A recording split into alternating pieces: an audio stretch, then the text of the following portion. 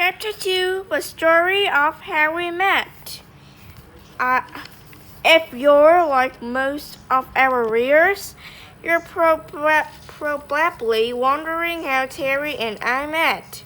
Well, it's a long story, but it's a pretty exciting one, and it starts like this. Once upon a time, in a faraway land, there was a very big city. And in that very big city, there was a very tall tower. At the top of that very tall tower, there was an apartment. And in that apartment, there lived a little boy who was very lonely. Ring, ring, ring, ring, ring, ring. Excuse me for a minute. That's our video phone.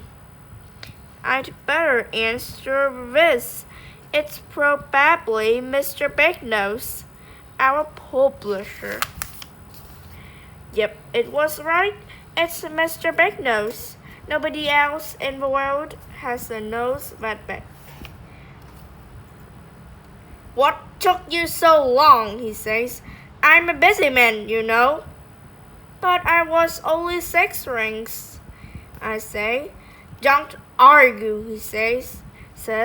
I'm a busy man and don't have time to argue.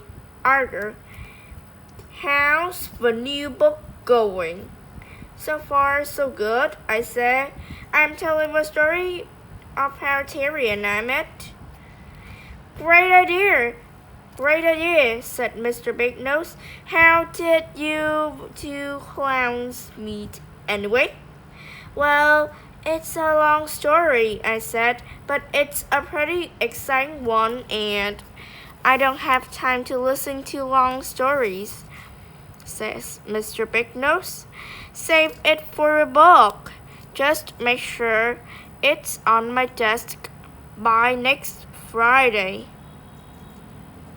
The screen goes blank. Friday? But that's only next week. What? That doesn't leave much time. I'd better get moving now. Where was I? Let me see.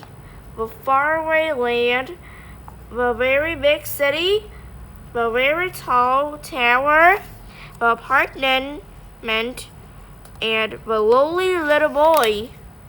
Andy, says Terry, bursting into the kitchen. We've got a problem. What sort of problem? I say.